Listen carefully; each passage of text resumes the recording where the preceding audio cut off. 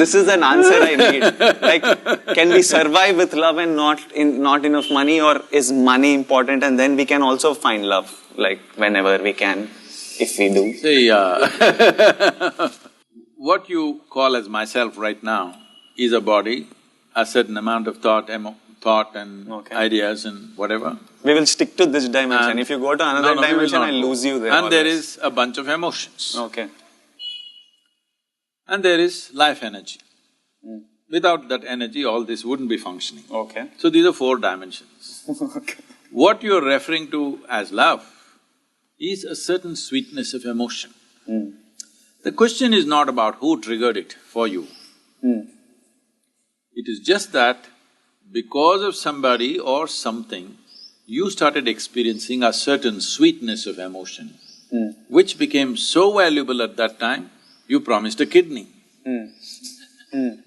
At that moment, because that sweetness meant so much that actually in Hindi they say something, what, gurda, something, what is that? What is that, huh? Something I will give away my kidney. That same thing is said in a more powerful way. Okay. So, at that moment I'm willing to pull my kidney out and give it you, but not the hair. That is clear, okay. So essentially it's sweetness of emotion. What sweetness means is, see, if the body becomes sweet, we call this health. You feel healthy because there is a certain sweetness in the body, pleasantness. Sweetness is pleasantness, isn't it? You call something sweet because you say, oh, she's so sweet, because she's pleasant. For you, in your experience, she is pleasant, so you say it is sweet. So, if your body becomes pleasant, we call this health. If it becomes very pleasant, we call this pleasure. If your mind becomes pleasant, we call this peace. You're feeling pleasant, so you say, I'm peaceful. It became very pleasant, you call this joy. Your emotions become pleasant, you call this love. It became very pleasant, now you call it compassion. If it is somewhat pleasant only for one person, we call this passion. It became very pleasant, we call it compassion.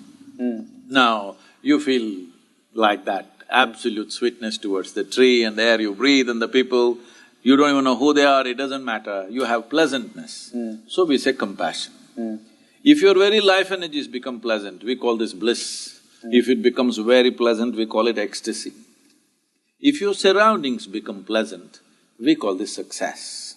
So right now what you're doing is, you're pitting sweetness of emotion versus sweetness of the surroundings. To create sweetness of the surroundings, we need the cooperation of many forces. Situations have to cooperate, people have to cooperate, many things have to fall into place, otherwise success doesn't happen. Pleasantness of surroundings will not happen unless there is a skill to it, there's a talent to it, there's a certain amount of management to it, there are many things. But the sweetness of the body, the sweetness of the mind, the sweetness of the emotion and the sweetness of your energy must be 100% you're making, isn't it? Yes or no? The sweetness of the surroundings, everybody has a stake, all of them will play a role in this. But the other four dimensions, the sweetness should be managed by you. So if you are in charge of that, then you would keep this always profusely sweet. Your mind, your emotion, your body, everything, you would keep it that way. Then all these struggles wouldn't even be relevant to you. This is one dimension. Money is a means to facilitate external situations. Love is a means to create internal pleasantness. What I'm saying is, the sweetness of inside or sweetness of surroundings both require time to build that sweetness. No. Huh? Like if I have to be successful in my… Sweetness of outside needs time, energy, effort, resource. Like a relationship needs nurturing, you need to spend time See, that with is the different thing. This is what I'm trying to distinguish. See, love is what happens within you. This is the sweetness of your heart. Relationship is… sometimes it's hard work. Oh, when I'm talking about love, I'm not talking spiritual, this is all relationship. No, I'm not talking only, anything everything. spiritual. There's nothing spiritual, this is emotion. Okay. See, right now, you're smiling. Yeah. Is it spiritual? or just a regular smiler? Spiritual dimension I don't understand. That is I'm what, full you ground. don't have to understand that because you don't even have to name it that. All I'm saying is, if your body is feeling pleasant, you feel smile. healthy Yeah. and nice. If your mind is feeling pleasant, you feel peaceful and joyful. If your emotion is feeling pleasant, you feel loving and compassionate. So, why do you want to call it spiritual, non-spiritual nonsense? There's no such thing.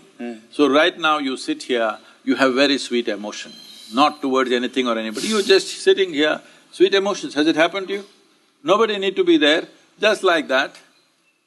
If there is something, you share it. If there is nothing, you can sit here with a very sweet emotion. Now relationship is hard work. That is external success. You have to build it, you have to manage it, there are many aspects to it. While the other person may be looking at your external situations too, all right? They're not just looking at the sweetness of your heart, they're also looking at what you're wearing, what you're driving, how you are, who you are, everything they're looking at it. Yeah. So, a relationship involves those dimensions, you cannot say it is completely free of that. Well, when the gurda thing happens, maybe little bit they will cross that. But it doesn't mean it's completely free of that, no. It's always involved, physical things are involved, isn't it? This sweetness, what did you call love? Sweetness of the heart. Sweetness of your emotion. Sweetness of my emotion, if it happens with 2-3 people, then… It cannot happen with 2-3 people, it can only happen within you.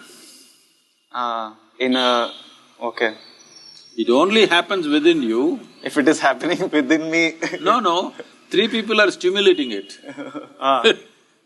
3 people may be stimulating it. Okay. I am asking you, do you want to be a push-start machine or a self-start machine? Self-start? Self-start means your sweetness must be turned on by you. If you want to share it, you can share it. If you don't want to share it, you don't share it. But you must be sweet for your own self, not for some… See, love is not about somebody, it's the pleasantness of your existence, isn't it? Is it not important? Forget about other people, relationship stuff. But is it not important if you sit here, you are pleasant by your own nature, somebody need not come and poke you and crank you to be pleasant?